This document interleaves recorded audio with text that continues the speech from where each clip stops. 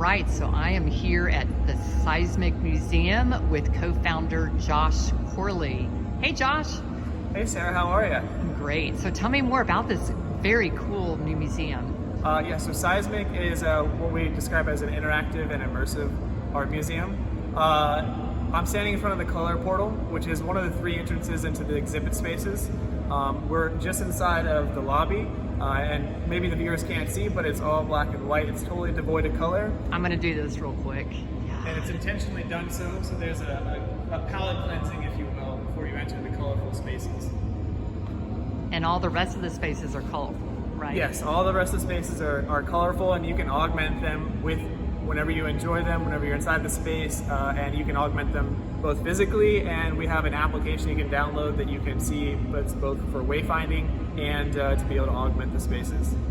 So tell me, what was the inspiration? You took a Bed Bath & Beyond, 40,000 square feet. What the heck? Yes. So the running joke is we kept the Beyond section.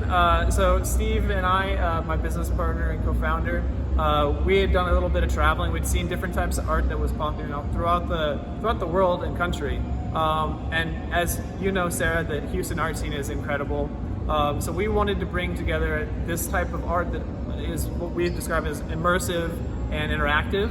And we saw different types and styles of art being done, but never all in one space. So we thought, well, why don't we try and take some of the things we've seen and let's talk to a bunch of different artists that we've been able to work with, and let's see if we can put something together that is created only here in Houston and for Houstonians and anyone who comes to visit here in Houston. And you've got about 40 different artists, is that right? That's correct, yeah. We actually worked with about 55 creators, craftspeople, artists, to bring together this entire space here. So I think we should walk through a little bit of it just to kind of show viewers what this is about. So should we enter this way? Yeah, let's go this way. It's the color portal. Like I said, it's one of 3 entrances into Seismique. Everything's interconnected. Okay, so now we're in, yeah, look at this. This is crazy. Okay, so tell me what's going on here. Yeah, so here we're in the color portal. It actually connects a lot of the different museums together. So there's a portion over here to the left, a portion to the right, and then straight ahead is what's the center, what we call the hub. It's the largest exhibit space that we have here at Seismique. It can hold upwards of 500 people at one time very easily. Wow. So if we walk this way, we'll actually enter into an Avatar-inspired exhibit called Eden. And it's actually the most tranquil, in my opinion, of all the exhibit spaces that we have. When you step in, you can see the inspiration from Avatar, the purples, the hues, the glowing plant life, and you'll hear the soundtrack that plays in here is like the Beatles, so it's very calming compared to a lot of the spaces that are in Seismique. This is awesome. And it's Beatles soundtrack? There is a Beatles, there's Starry Starry Night, and there's a soundtrack called Eden, and they're all a little bit slower, more folk, and a lot more contemplative of a space to be in. How long do you think people should allow, how much time? Typically, people spend an hour and a half here at Seismique. However, we have plenty of guests. There's no time restriction on how long you want to stay. We have plenty of guests that stay for upwards of 2 or 3 hours at a time. And even longer. But typically people stay for about an hour and a half to 2 hours. Okay, cool. Let's move along. All right.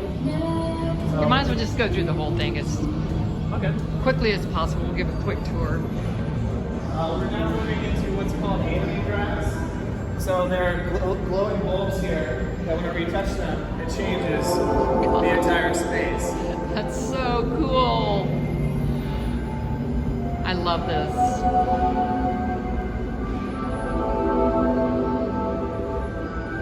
And you can spend time in here, and it doesn't matter how many times you come in here, it never gets old. Yeah. Whenever you see the reflections, the change of the colors, it's just really phenomenal to see it. In this space, it's called condenser. So we have projections along the wall and tracking, and this is done by a local Houston group, Input Output. Input Output? Yep. Okay. Yeah, so they've had their hand in a few different exhibits here at Seismique. So you can see it'll track you over the space.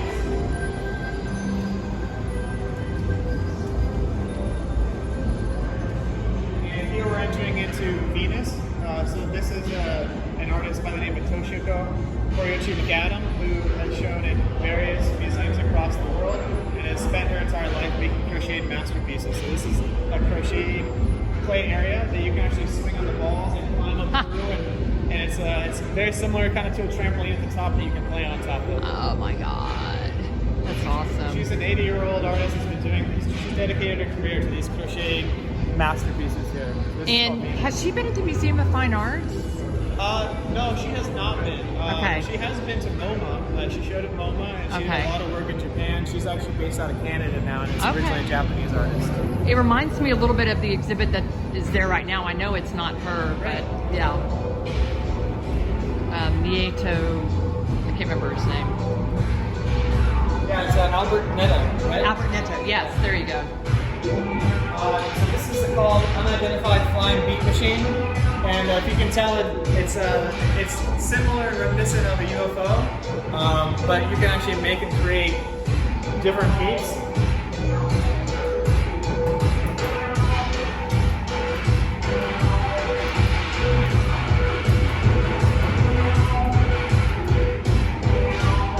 So cool. I can't wait to go through this on my own. And the colors will reflect the type of beats and the sounds being made as well.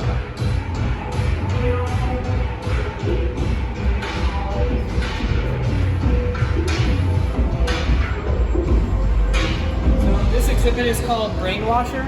Okay. It's constructed and was thought up by an artist named Joshua Jest, who was a native Houstonian for a while and attended Rice in architecture before moving on to MIT for projection mapping. This space that absolutely surrounds himself, and the sound, and it's actually his ode to Nam June Pak, which is the father of video art. installations. Yep. That's really cool.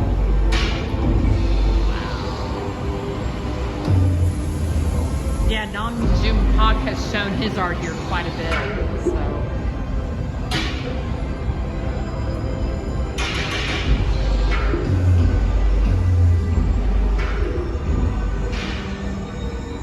Now we're moving into an exhibit by a Chicago artist that came down to Houston here.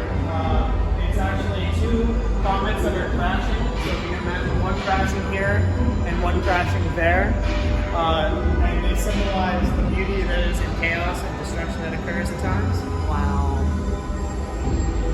And I think what we're going to do is one more space, and then we're going to call it a wrap, because I want people to come out and this is actually going to loop back around into the condenser that we saw earlier. Oh, cool. Oh, okay. This is back where we were. Okay. Awesome. Well, wonderful. So people can get tickets online. Tickets online, we do sell at the door. However, we highly recommend you buy in advance online because we do sell it at certain dates and times.